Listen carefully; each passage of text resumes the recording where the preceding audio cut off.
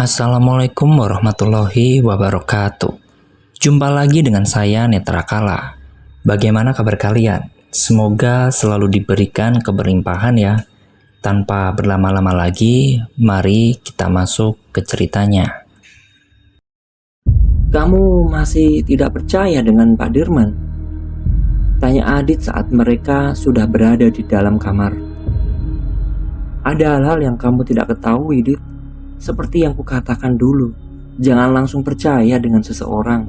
Yang kita hadapi saat ini, orang yang memiliki kemampuan gaib dan kelicikan yang luar biasa, jawab Arif. Tidakkah kau paham kalau dalang dibalik semua ini menggunakan cinta kasih dari seseorang dan memanfaatkan itu semua untuk menjadi sebuah kedengkian, ucap Arif.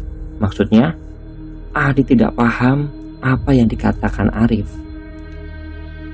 Orang yang selalu mencoba untuk membela yang mereka sayangi, orang yang mereka cintai. Bahkan kadang akal sehat mereka tidak digunakan dengan benar. Kita ambil contoh saja dari apa yang diceritakan oleh Pak Dirman. Dia membela keluarganya mati-matian, tidak mau menganggap kalau itu adalah hal yang harus segera diselesaikan. Begitu juga Parmin yang merasa bahwa keadaan istrinya menjadi seperti itu karena setan dari Asih. Sementara dua orang ini bersiteru, dalang dari semua ini memanfaatkan itu semua untuk mencari tumbal baru. Mungkin hanya kakekku yang menyadari itu semua. Entahlah, aku juga tidak bisa menerka lebih jauh lagi, jelas Arif. Adit melongo mendengar jawaban yang dilontarkan oleh temannya ini. Begitu banyak yang sudah laki-laki itu pikirkan. Bagaimana dengan kejadian saat di bus? Tanya Adit saat teringat dengan perkataan Arif. Tidakkah kau mau memberikan tamumu ini secangkir kopi, Dit? Karena sepertinya kau tidak berniat untuk menyuguhkan itu semua, ucap Arif. Tenggorokannya begitu kering. Saat di rumah Pak Dirman pun, mereka tidak disuguhi secangkir minuman. Adit nyengir. Dia lupa belum membuatkan minuman untuk Arif. Sebentar, ucap Adit yang langsung keluar kamar. Jadi, bagaimana dengan kejadian saat di bus? Tanya Adit saat meletakkan steko kopi dan cangkir di meja kamarnya. Aku melihat ada sesuatu yang mencoba menghalangimu pergi. Saat itu, aku mengira bahwa ada sosok pengganggu, tapi aku sadar dia sedang mencoba untuk menolongmu, ucap Arif. Jangan tanya siapa, aku juga tidak tahu, Dit. Prioritasku sekarang adalah keselamatanmu dan menyelesaikan apa yang kakekku belum selesaikan, lanjut Arif. Kini mereka termenung dengan pikiran masing-masing. Otak Adit begitu buntu hingga sampai sore menjelang, dia hanya duduk memandang keluar dan menghabiskan berbatang-batang rokok. Sedang Arif sudah tertidur pulas di kasur milik Adit. Mereka berdua tengah bersiap untuk pergi ke rumah Pak Dirman. Saat sore tadi, Adit sudah meminta neneknya agar Arif boleh menginap di rumah. Pak Di dan nenek tidak masalah. Justru mereka senang kalau ada orang yang menemani Adit. Takut Adit mendapatkan teror kembali. Sudah jam 12. Kita setelah ini pergi ke sana ya. Jangan lupa kunci kamarmu, ucap Arif yang langsung nangkring di ambang jendela dengan posisi jongkok. Lagamu mirip maling, Rif, ucap Adit. Mereka saling tatap, kemudian terkekeh bersamaan. Rif, tanya Adit saat mereka sudah berjalan menyusuri jalanan desa yang sepi dan berkabut. Ya, kenapa, Dit? Bagaimana kalau ternyata Pak Dirman meminta kita datang ke rumahnya malam-malam seperti ini dan dia mencoba untuk membunuh kita berdua, Rif? Tanya Adit gelisah. Dia benar-benar penasaran apa tujuan Pak Dirman meminta mereka untuk datang ke rumahnya tengah malam seperti ini. Arif berhenti dan menengok ke belakang menatap Adit. Bibirnya menyeringai sama seperti yang ia lihat siang tadi. Sebelum dia membunuh kita hajar dulu sampai orang itu koma, baru kita bunuh. Ucapnya langsung berbalik dan berjalan kembali. Adit hanya mematung keheranan. Biadab, hatinya sudah mati rasa, ucap Adit dan segera menyusul Arif. Sesampainya mereka di depan rumah Pak Dirman, ternyata laki-laki itu sudah menunggu dengan membawa senter dan lampu petromak. "Ayo cepat," ucapnya dan beranjak. Tanpa diduga Pak Dirman mengajak mereka ke arah hutan. Namun jalan yang dilalui bukan seperti yang pernah Adit tahu. Jalan itu tepat berada di sisi ladang, di mana Arif pernah muncul dari dalam hutan. Terus mereka berjalan masuk sampai pohon-pohon terlihat rapat. Adit mulai diliputi rasa resah. Suasana di hutan begitu sepi dan mencekam. Akhirnya Pak Dirman berhenti. Di depan mereka nampak sebuah bangunan sederhana yang terbuat dari kayu. Indera penciuman Adit sedikit terganggu dengan bau yang menyengat, padahal jarak mereka masih cukup jauh. "Tempat milik siapa ini, Pak?" tanya Arif. Pak Dirman yang mendengar itu berpaling. Dia menatap Arif sejenak. "Milikku," jawab Pak Dirman singkat. "Untuk apa Pak Dirman membangun gubuk di tengah hutan seperti ini?" ucap Arif masih terus memandang ke arah gubuk di depannya. Tidak menjawab, Pak Dirman malah melangkah mendekat dan segera membuka gembok pintu dengan kunci yang ia bawa. "Ayo," ajak Pak Dirman saat mendapati Arif dan Adit masih di tempat yang sama. Mereka berdua berjalan. Sesekali Adit melihat ke arah Arif. Nampak sekali wajahnya juga diselimuti kewaspadaan. Benar kata Arif, kalau Pak Dirman mencoba membunuhnya, lebih baik dihajar sampai koma terlebih dahulu, batin Adit. Di dalam situ hanya ada satu ruang yang tidak luas, tampak gelap. Ada beberapa barang yang Adit kira adalah almari kecil, sampai Adit melihat sesuatu yang bergerak di ujung ruangan. Refleks, dia langsung mundur selangkah. Ada seseorang di sana sedang duduk di lantai dengan pasung di kakinya. "Siapa itu, Pak?" tanya Arif mengamati orang tersebut lekat-lekat. "Adikku, Siti." Mendengar jawaban Pak Dirman, keduanya terdiam. Kebingungan, "Siti? Bukannya Siti sudah meninggal?" batin Adit menolehkan kepalanya ke arah Pak Dirman yang sedang sibuk menyalakan lampu petromak yang dia bawa. "Adik, bukannya Pak Dirman bilang kalau Siti sudah meninggal?" tanya Adit menahan nafas. "Untungnya aku dan kakekmu," ucap Pak Dirman sambil menoleh ke arah Arif. "Dia membantuku menyelamatkan Siti tepat pada waktunya." Kini di ruangan itu sudah nampak jelas, walaupun masih ada sudut-sudut gelap yang belum terjangkau cahaya. Dia menjadi gila setelah tuduhan yang diberikan Parmin dan perlakuan dari warga desa yang begitu menyakitkan. Terpaksa aku harus memasuknya.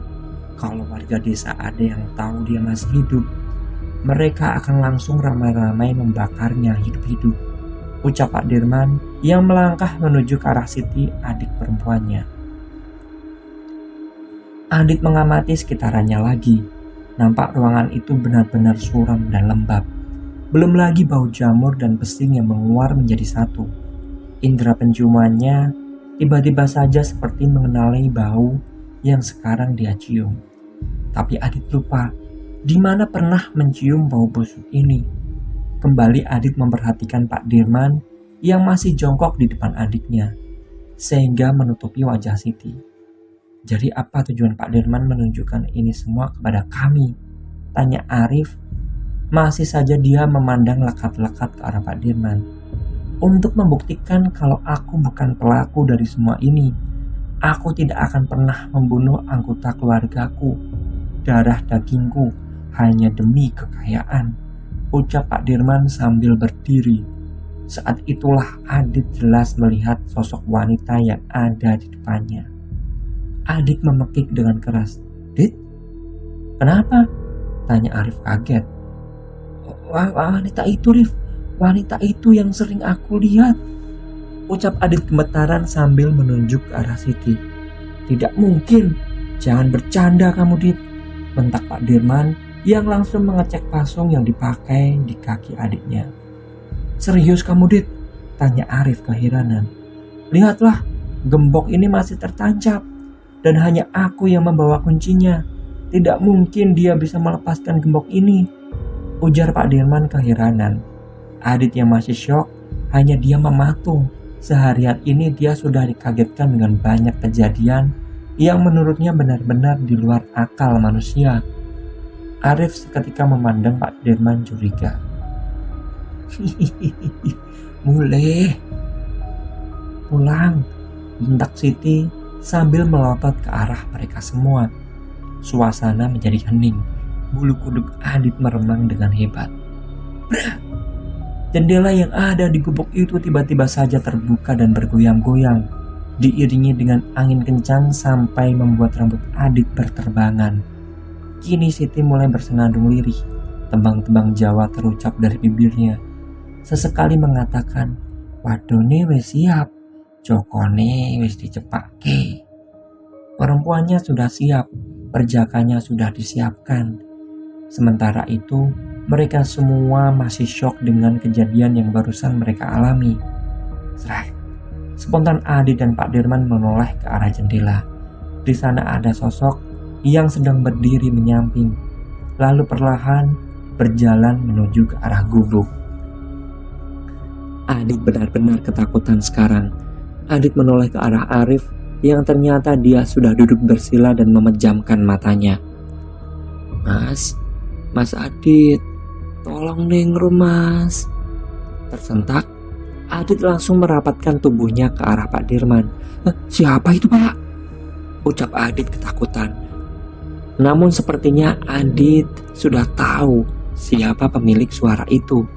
Dan bagaimana mungkin dia tidak mengenali suara Ningrum walau hampir setiap hari dia mendengar kalimat permintaan itu. Biar. Terlonjak, Adit dan Pak Dirman sama-sama memandang sumber suara yang mirip sekali dengan petasan. Sebuah percikan api muncul begitu saja di belakang Siti. Arif segera bangkit dan berjalan menuju rak yang ada di ujung ruangan. Dia mencari-cari sesuatu. Dari mana ini, Pak? Ucap Arif sambil menunjukkan sebilah keris kecil segenggaman tangan. Pak Dirman diam. Dia tidak seperti Adit yang ketakutan. Bahkan seolah dia sudah biasa dengan kejadian seperti ini. Kakekmu, ucapnya singkat. Sepertinya adikmu memang sengaja dibuat gila seperti ini ya, ujar Arif. Maksudmu? Tanya Pak Dirman kaget. Selama ini dia mengira kalau Siti adiknya menjadi seperti ini karena fitnah dari warga desa. Bahkan kakeknya Arif pun tidak bisa mengatakan apa-apa. Aku melihat ada dua sosok di dalam tubuh Siti, tapi jelas sekali energinya berbenturan. Kalau benar ini dari kakekku, berarti selama ini dia sedang mencoba menahan Siti agar tidak dikendalikan sepenuhnya oleh sosok itu, ucap Arif. Wadone wis siap, jokone wis dicepake. Perempuannya sudah siap, perjakanya sudah disiapkan. Ucap Siti terus menerus mengatakan kalimat itu dan menembang. Entah ada dorongan yang muncul dari dalam diri Adit untuk terus melihat ke arah Siti. Kondisinya benar-benar mengenaskan. Pantas saja dia berjalan dengan menyeretkan kakinya. Tapi bagaimana mungkin dia bisa bergerak dan berjalan-jalan ke desa kalau kunci yang memasung kakinya di bawah Pak Dirman, batin Adit. Belum juga pikiran Adit utarakan kepada Arif maupun Pak Dirman, kejadian itu terjadi dengan cepat. Pasung kayu yang mengikat kaki Siti tiba-tiba saja terbuka dengan bunyi debam keras. Semua yang ada di ruangan itu terlonjak.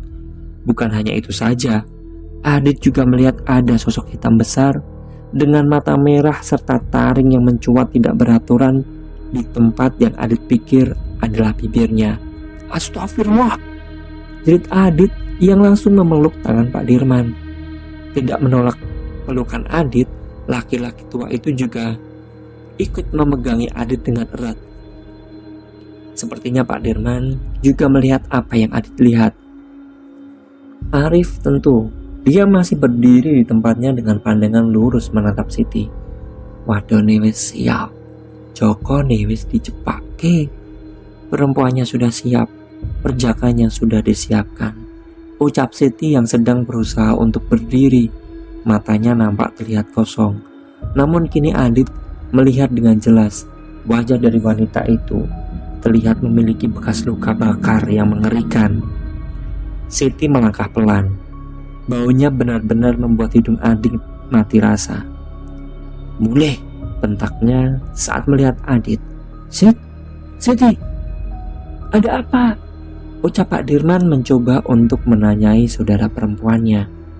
Bukan menjawab, Siti malah berjalan pelan menuju ke arah pintu. Terus saja ucapan itu keluar dari mulut Siti. Adit berdiri gemetaran. Dia takut kalau Siti tiba-tiba langsung menerjangnya. Tidak ada seorang pun yang mencoba menghalau Siti. Bahkan gilanya, Arif malah meminta mereka untuk mengikuti wanita itu. Ayo, ucapnya yang sudah berada di ambang pintu. Tersadar dari keterkejutan, Adit dan Pak Dirman buru-buru mengikuti Arif yang keluar dari gubuk. Mereka terus melangkah menuju ke arah desa. Tidak tahu apa yang akan dilakukan oleh wanita itu. Rif, benar kita ikuti wanita itu. Bagaimana kalau dia berbahaya? Bisik Adit lirih agar tidak didengar oleh Pak Dirman. Bukannya kamu bilang kalau wanita itu akan menandai rumah yang akan menjadi calon tumbal? Ucap Arif tak kalah lirihnya. Adit terkesiap. Benar juga. Siapa tahu sosok Siti memang menunjukkan di mana tempat calon tumbal selanjutnya. Lama mereka berjalan. Entah kenapa kabut menjadi semakin pekat. Jarak pandang mereka saat ini hanya beberapa meter ke depan. Kini mereka sudah berdiri di salah satu rumah. Siti masih saja meracau. Dia mematung memandang rumah ini. Apa yang akan kita lakukan, Liv? Kalau ada warga yang melihat, habislah kita, ucap Adit panik. Sekaligus khawatir kalau ada warga yang melongok dari jendela rumah mereka. Arif diam tidak menanggapi. Dia terbuai dengan rasa penasarannya. Sedang Pak Dirman juga sama dengan Adit. Sesekali dia menengok ke arah kanan dan kirinya. Tiba-tiba saja Arif menarik Adit dan Pak Dirman, meminta mereka untuk jongkok di dalam keremangan. Bahkan saking kuatnya tarikan Arif, Adit sampai terjengkang ke belakang. Diam, ucap Arif sambil menunjuk ke arah jalanan. Jauh dari tempat mereka berdiri, Adit melihat dengan jelas ada seorang yang berdiri di tengah kabut yang pekat, membuat pandangan mereka terbatas. Hingga tidak tahu siapakah gerangan yang mengamati mereka. Beberapa waktu mereka terdiam. Lolongan anjing juga terdengar entah dari mana. Angin gunung turut serta menemani mereka malam itu. Siti, dia masih tetap memandangi rumah entah milik siapa. Adit pun tidak tahu. Kalau memang benar, berarti tumbal selanjutnya ada di dalam rumah itu, batin Adit. Siti bergerak, sejenak menoleh ke arah mereka dengan seringai yang mengerikan. Mulih, bentaknya, dan langsung berjalan kembali ke arah hutan. Pak Dirman yang melihat itu ingin menyusul adiknya, namun Arif menahan dan memintanya untuk segera pulang. Biarkan, jangan diikuti, ada orang lain di sana, ucap Arif. Tapi, kata Pak Dirman sangsi, dia khawatir dengan keadaan adiknya. Kalau benar, dia sudah sering seperti ini, dia akan langsung kembali ke gubuk. Hanya makhluk dengan kekuatan besar yang bisa membuka pasung seperti itu. Jangan sia-siakan nyawa Pak Dirman, ucap Arif. Adit hanya mengangguk-angguk, menyetujui ucapan temannya itu. Dengan terpaksa, mereka menyingkir dan kembali ke rumah masing-masing. Tidak ada pembicaraan yang terjadi. Adit dan Arif berpisah dengan Pak Dirman di persimpangan jalan. Setelah sosok Pak Dirman tidak kelihatan, segera Arif buru-buru berjalan menuju ke rumah Nek Harjo. Kini mereka berdua sudah berada di kamar Adit. Pakaian kotor mereka sudah ditaruh di kamar mandi. Bau yang berasal dari badan Siti menempel kuat di pakaian yang tadi mereka pakai. Untungnya Adit membawa banyak pakaian, jadi dia bisa meminjamkannya kepada Arif. "Dari mana kau mempelajari itu semua, Arif?" tanya Adit sambil menyerahkan secangkir teh hangat untuk Arif. "Mempelajari apa?" tanya Arif kembali. Sebetulnya Arif sudah paham kalau Adit menanyakan soal kemampuan yang dimilikinya. "Itu tadi yang kamu lakukan di gubuk," jawab Adit langsung bergidik, mengingat sosok yang ada di belakang Siti. "Oh, ya tiba-tiba saja bisa.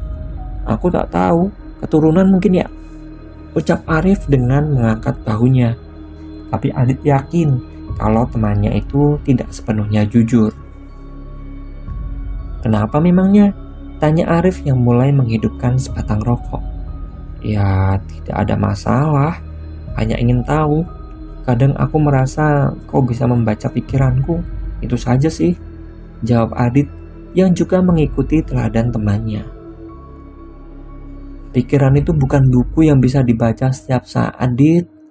Mereka yang bisa menerjemahkan frekuensi getaran yang ditimbulkan oleh otak si lawan bicara bisa dengan mudah menerka apa yang sedang lawan bicaranya pikirkan," jelas Arif. Adit melongo mendengar ucapan temannya. "Apa itu? Apa nama semacam penyakit, Arif?" ucap Adit kebingungan. "Ah, sudahlah, lupakan. Kujelaskan kau juga tidak akan paham. Dengan otakmu yang kecil itu, sebaiknya kita fokus dengan masalah yang kita hadapi," tukas Arif tajam. Inilah salah satu hal yang Adit suka dari Arif. Tidak pernah bertele-tele dan sedikit bermulut pedas. Cocok sekali jika dijadikan sebagai orang yang memancing keributan. "Aku tidak tahu kalau kakekmu juga berasal dari desa ini, Rif?" tanya Adit. "Ya, tidak sama sepertimu. Semenjak kecil memang aku dibesarkan oleh kakekku. Tapi waktu umurku 10 tahun, aku pindah ke kota sebelah," jelas Arif. Pantas saja Adit tidak pernah melihat Arif sebelumnya. "Jadi kita sudah menemukan si wanita misterius itu. Kalau memang benar, berarti tumbal selanjutnya adalah wanita yang ada di rumah yang tadi kita lihat. Benar?" ucap Adit memastikan. "Tapi kita juga harus berhati-hati. Karena dalang dari semua ini sepertinya sudah sadar kalau kita mengetahui tentang keberadaan Siti. Aku sedikit curiga, justru Sitilah yang digunakan untuk membunuh mereka. Jelas dengan kejadian tadi, semua tidak masuk akal." "Semua bisa saja menjadi mungkin kan?" ujar Arif. "Sekarang yang harus kita lakukan adalah mencari tahu siapa pemilik dari rumah itu dan bagaimana cara dia memilih tumbal selanjutnya. Apakah dengan hari kelahiran atau hanya sekedar belum menikah? Kalau memang si pelaku melancarkan aksinya dengan menghamili si wanita, itu akan jauh lebih mudah untuk menangkapnya," lanjut Arif. Adit benar-benar takjub dengan pemikiran temannya ini. Sama-sama tersenyum, mereka sepakat untuk mencari informasi dari pemilik rumah yang tadi mereka kunjungi bersama Siti. Semalaman Adit dan Arif berdiskusi seru, berduga-duga tentang siapa dalang dari semua ini. Akan tetapi, meskipun satu petunjuk sudah mereka dapatkan, namun masih banyak misteri yang tersembunyi. Paginya, mereka dibangunkan oleh Budi Ijah yang meminta bergabung untuk sarapan. "Begadang kalian?" tanya Pak D yang melihat kuap kantuk yang sering Adit tampilkan. "Biasa Pak D, gak bisa tidur. Kalau Arif molornya ya langsung cepet," jawab Adit. Pak D mengangguk-anggukkan kepalanya dan kembali berkata, "Kamu nggak diganggu sama Ningrum lagi kan?" "Enggak Pak D." "Enggak? Terus gimana dengan mayat perempuan itu?" tanya Adit penasaran. "Polisi sudah membawa jenazahnya. Semoga pelakunya segera tertangkap," ujar Pak D ala kadarnya, seolah dia sedang tidak ingin mendiskusikan penemuan mayat di desanya itu. Mengerti? Adit tersenyum dan kembali memakan sarapannya. Walau ada sedikit rasa enak yang muncul saat teringat dengan mimpi tentang kepala dipancing milik Bude. Setelah sarapan, Pak D pamitan kepada mereka untuk pergi ke ladang. Awalnya Adit ingin ikut, tapi Arif berinisiatif untuk mengajak Adit untuk pergi ke gubuk yang semalam ditunjuk oleh Pak Dirman. Saat ini, Siti merupakan kunci penting dari semua rentetan kematian para wanita di desa Renggono. Terlebih, mereka ingin memastikan jika memang Siti sudah benar-benar kembali ke gubuk itu. Lebih baik kita pergi ke gubuk itu. Kita harus memastikan kalau memang Siti masih ada di tempat itu. Terlebih dia satu-satunya orang yang bisa menuntun kita untuk menemukan dalang dari semua ini, ucap Arif saat mereka sedang duduk di teras rumah Nek Harjo.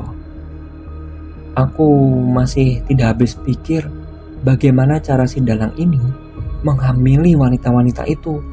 Apakah ada ilmu yang bisa melakukan itu semua, Arif? Tanya Adit tidak mendengarkan ucapan Arif. Sejenak ada jeda. Mereka berdua sama-sama diam. Aku tidak tahu. Ada banyak ilmu hitam yang bisa digunakan. Justru kalau kita bisa menggali informasi dari Siti, semua akan jauh lebih mudah, ucap Arif yang memandang jauh ke arah desa. Kita ajak Pak Dirman kalau begitu, sekalian kita pastikan kondisinya, tegas Adit. Sedang Arif hanya menganggukkan kepalanya. Kini mereka sedang berdiri di depan pintu rumah Pak Dirman. Sudah puluhan kali Arif mengetuk dan mencoba memanggil laki-laki tua itu, namun tidak ada jawaban sama sekali. Adit berinisiatif untuk mengecek belakang rumah dengan berjalan memutar, tetapi sama saja, tidak ada seorang pun yang terlihat di sana. Sepertinya Pak Dirman sedang pergi, Rif, ucap Adit yang baru saja sampai di sebelah Arif. Kita langsung ke gubuk.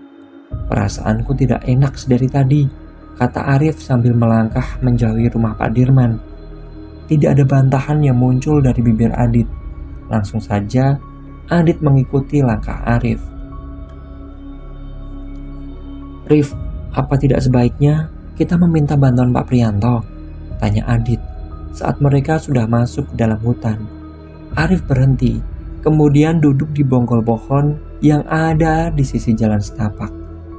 Adit memperhatikan raut wajahnya menyiratkan kekhawatiran yang selama ini jarang sekali terlihat. Aku juga berpikir demikian, tapi akan ada banyak resiko jika banyak orang yang mengetahui ini semua. Bisa saja justru orang terdekat kita yang menjadi dalang dari semua ini, ucap Arif sambil mengusap wajahnya dengan tangan.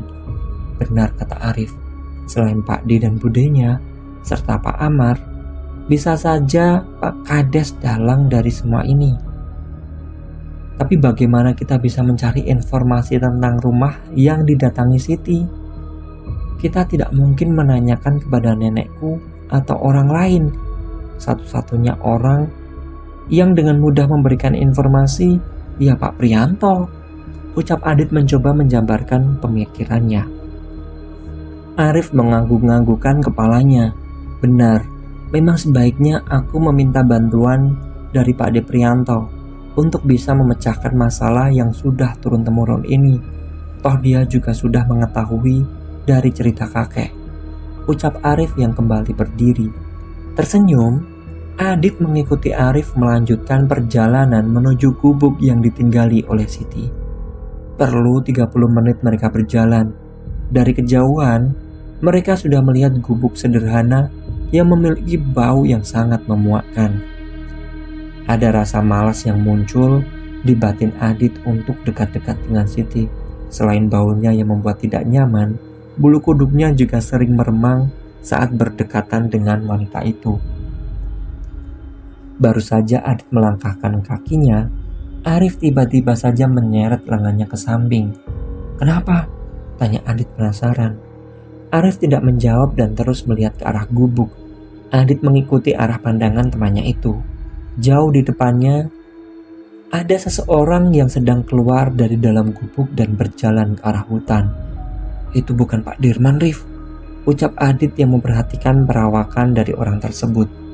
Aku tahu, makanya aku menyeretmu untuk bersembunyi, ujar Arif. Setelah dirasa aman, mereka segera melangkah menuju gubuk kumuh itu. Arif mencoba untuk membuka pintu. Sial, umpat Arif saat berada di depan pintu. Ada apa? Ucap Adit kebingungan. Kita kan tidak menutup pintu itu semalam. Semoga saja dia tidak curiga, ucap Arif yang langsung saja menerobos masuk ke dalam gubuk. Adit masih diam mematung. Otaknya terasa begitu lambat untuk mencerna apa yang Arif maksudkan. Menahan nafas, Adit ikut masuk dalam gubuk. Dalam sekali penglihatan, matanya langsung tertuju ke sudut ruangan. Ada perasaan shock dan keheranan. Bagaimana bisa Siti kembali berada di sana dengan posisi terpasung dan gembok yang terkunci. Padahal jelas Pak Dirman mengatakan kalau dia yang membawa kunci pasung itu. Sekali lagi Adit mengedarkan pandangannya. Kini semua terlihat dengan jelas saat siang hari.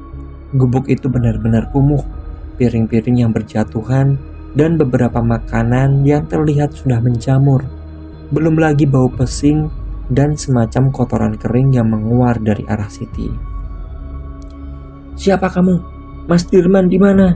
Terdengar suara parong wanita itu. Sontak Adit menoleh. Dia terkejut ternyata suara itu berasal dari bibir Siti. Siti? Ucap Arif yang sudah mendekat ke arah Siti. Tolong mas, Mas Dirman kemana? Sekali lagi Siti bertanya. Adit heran. Keadaan Siti benar-benar berbeda dengan semalam yang ia lihat. Rif? Ucap Adit mencoba mencari jawaban dari temannya. Aku tidak tahu. Tapi tadi rumahnya sepi, ucap Arif kepada Siti. Mengacuhkan pertanyaan Adit. Pergi, selamatkan kalian. Selamatkan Mas Dirman. Orang itu biadab, ucap Siti histeris. Orang siapa maksudmu? Sambar Arif. Namun sekali lagi, tiba-tiba raut muka Siti berubah seketika. Pandangannya kosong dan berbisik. Waduh newes siap. Joko newes dicepake. Perempuannya sudah siap. Perjakannya sudah disiapkan. Adit yang mendengar itu langsung merinding seketika. Arif beranjak, tidak mengucapkan apa-apa dan langsung menarik Adit keluar gubuk. Segera Arif menutup pintu dan berjalan kembali ke arah desa. Ada apa Rif? Tanya Adit penasaran. Dia benar-benar tidak bisa menebak apa yang telah terjadi. Kita harus ke tempat Pak Dirman sekarang, ucapnya dengan langkah yang hampir bisa dikatakan dengan setengah berlari. Tidak bertanya lebih, Adit langsung mengikuti apa yang Arif katakan. Terengah-engah, mereka sudah berada di depan rumah Pak Dirman. Sekali lagi, Arif mencoba mengetuk pintu dan memanggil nama Pak Dirman. Ada yang tidak beres, Dit. Coba kita cek lewat belakang, ucap Arif. Mereka buru-buru berjalan memutar. Di belakang juga terlihat suasana begitu sepi. Terlebih rumah Pak Dirman yang agak jauh dari rumah warga lainnya, sehingga mereka juga tidak bisa bertanya kepada tetangga sekitar. Apa yang kamu lakukan, Rif? Ucap Adit saat melihat Arif mencoba membuka pintu dapur milik Pak Dirman. Tidak dikunci, Dit, kata Arif sambil menengok ke arah Adit. Yakin kita masuk ke situ, Rif? Ujar Adit yang masih ragu. Bagaimana jika Pak Dirman sedang pergi keluar dan melihat mereka mengendap-endap memasuki rumahnya? Bisa habis mereka dihajar warga desa. Pak Dirman, panggil Arif dengan melongokkan kepalanya ke dalam rumah. Adit sedikit heran dengan kenekatan Arif. Dia sama sekali tidak mendengarkan perkataan Adit yang justru sekarang sudah melangkah masuk ke dalam rumah. Sedang Adit menunggu di luar, takut kalau ada warga yang melihat mereka. Bro! Adit mendengar jelas ada sesuatu yang terjatuh. Buru-buru dia masuk ke dalam untuk mengecek keadaan Arif. Takut-takut kalau Pak Dirman di dalam sedang mencelakai temannya. Adit sudah melangkahi dapur dan menuju ruang tengah. Lihat Arif sedang tersungkur di tanah dengan menatap ke arah kamar yang terbuka. "Rif, kamu kenapa?" ucap Adit yang langsung berjalan buru-buru ingin menolong temannya itu. Tidak ada jawaban. Hanya tangan Arif yang mengacung ke arah dalam kamar. Sontak, Adit memalingkan pandangannya. Mata Adit membulat sempurna, ingin mengucapkan istighfar. Namun yang keluar hanya suara mirip kumur-kumur yang tidak jelas. Tangannya mencengkeram lengan Arif dengan erat. Pak Dirman tergantung di kamar salah satu rumahnya.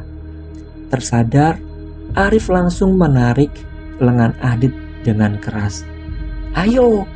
Adit yang masih gemetaran merasa tidak bisa berdiri dengan benar. Tatapannya benar-benar kosong saat melihat jenazah Pak Dirman yang tergantung seperti itu. "Dit, ayo!" Sekali lagi Arif menarik lengan Adit. Mereka buru-buru pergi dari rumah Pak Dirman. Sedari tadi, Adit hanya diam dan terus saja mengikuti Arif. Entah tujuannya kemana, Adit tidak tahu. "Rif, Pak Dirman, Rif," ucap Adit lirih. Adit menyentakkan tangan Arif. "Rif, Pak Dirman, kenapa kita pergi?" bentak Adit. Arif tidak peduli. Dia kembali menarik Adit menjauhi rumah Pak Dirman. "Rif!" teriak Adit. "Goblok! Kalau mau masuk ke penjara ya sudah sana balik," ucap Arif yang langsung berbalik meninggalkan Adit. Tertegun, Adit memandang Arif yang sudah berjalan beberapa meter di depannya. Tersadar bahaya sedang mengintai mereka, Adit berlari menyusul temannya itu. Kini mereka sudah duduk di rumah Pak Prianto. Keduanya terlihat gusar. Kopi yang sudah disediakan oleh Bu Prianto juga tidak tersentuh. Hanya berbatang-batang rokok yang sudah mereka habiskan sembari menunggu Pak Prianto pulang dari kantor desa. Baru pada pukul 2 siang mereka mendengar suara motor yang terparkir di depan rumah Pak Prianto. "Assalamualaikum." "Salam Pak Prianto." "Waalaikumsalam," jawab Arif dan Adit bersamaan. Melihat keberadaan mereka berdua, wajah Pak Prianto menyiratkan keheranan. "Tumben, Dit, ada apa?" tanya Pak Prianto yang berjalan mendekat. "Ada yang ingin Arif sampaikan, Pak De," ucap Arif. "Ada masalah?" tanya Pak Prianto yang sudah duduk di depan mereka berdua. Sejenak tidak ada yang menjawab. Baik Arif maupun Adit ragu untuk memulai. Tatapan tajam Pak Prianto membuat nyali Adit menciut. "Rif," kata Pak Prianto sekali lagi. Arif menghela nafas.